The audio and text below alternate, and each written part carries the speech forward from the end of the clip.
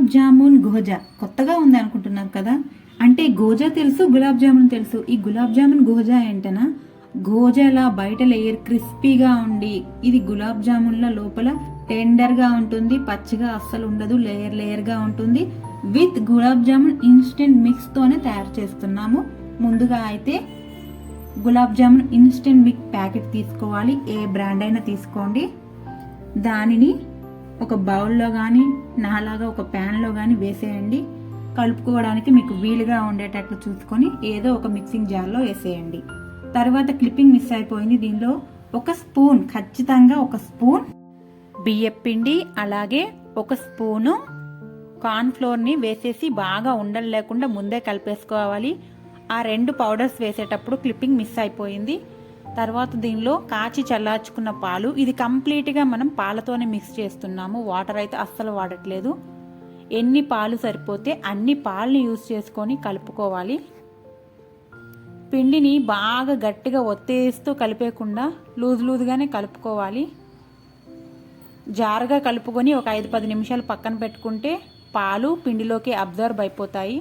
తర్వాత పిండి లేయర్గా మనకి ఫామ్ అయిపోతుంది. పిండిని సెమీ సాఫ్ట్గా కలుపుకోవాలి ఖచ్చితంగా, మరి థిక్గా ఒత్తేయొద్దు. చూపిస్తున్నట్లుగా పిండి కలుపుకొని 10 నిమిషాలు అయితే పక్కన పెట్టేసి ఈలోపు పాకం పట్టుకోవడానికి పాకం తీసుకుందాము.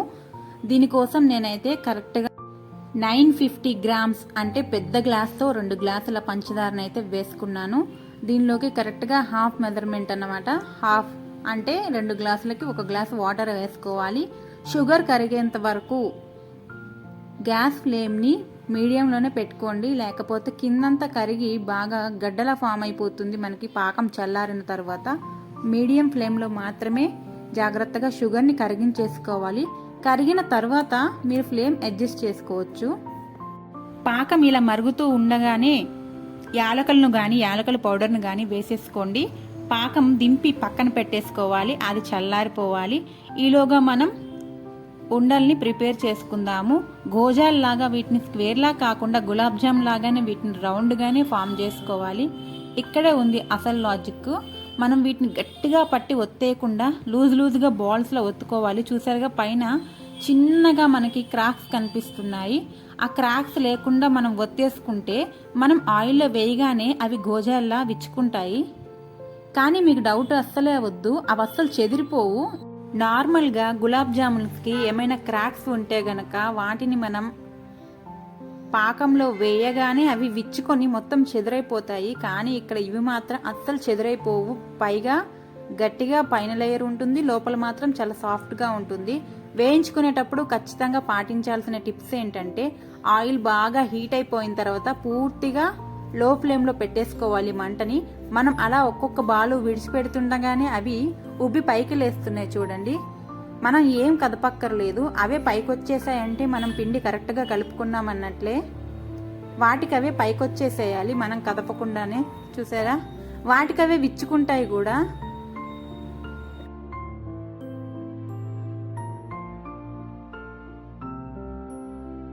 ఇలా అన్నీ విచ్చుకొని దానికవే పైకి వచ్చేయాలన్నమాట. బాల్స్ చూసారా ఇక్కడే ఉబ్బిపోయాయి, మొత్తం ఫ్లఫీగా. ఏవి మనం పైకి తీసుకొని రాలేదు, వాటికవే వచ్చేస్తున్నాయి.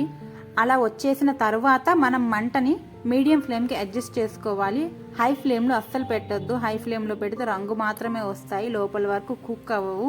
కాబట్టి మీడియం ఫ్లేమ్లో మ్యాక్సిమం ఫ్రై చేసేయండి. మొత్తం మీకు మీడియం ఫ్లేమ్లోనే ఫ్రై అయిపోతుంది. ఇంకా కొంచెం లైట్గా ఉన్నాయి అనిపిస్తే 1 నిమిషం పాటు హై ఫ్లేమ్లో పెట్టి రంగు వచ్చేలా చూసుకొని వెంటనే మీడియం ఫ్లేమ్కి అడ్జస్ట్ చేసుకొని వేడివేడిగా ఉన్న గోజాలను తీసి చల్లారిపోయిన పాకంలో వేసేయండి. ఇవి వేడిగా ఉండి ఆ పాకం చల్లగా ఉంటే గనక ఔటర్ లేయర్ ఎప్పట్లా క్రిస్పీగా ఉండి లోపల జ్యూసీగా ఉంటుంది. ఒకే దెబ్బకి 2 పిట్టలు అనే సామెతను వినే ఉంటారు కదా. ఇది కూడా ఒకే రెసిపీతో మనం 2 రకాల స్వీట్లను అయితే టేస్ట్ చేయొచ్చు. వీటిని ఓవర్ నైట్ వదిలేసినా కానీ, లేదంటే మనం మొత్తం ఫినిష్ అయ్యేంత వరకు పాకంలో వదిలేసినా కానీ అస్సలు మనకి మెత్తబడవు, చెదురు కానే కావు. నెక్స్ట్ డే వీటిని నేను చూపిస్తున్నాను.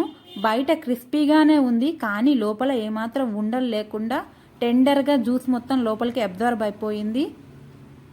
బయట మాత్రం ఎప్పట్లా క్రిస్పీగా, లోపల జ్యూసీగా. ఇది గులాబ్ జామున్ టేస్ట్తో మనకి ఆ క్రిస్పీనెస్లో గోజాని చూపిస్తుందన్నమాట.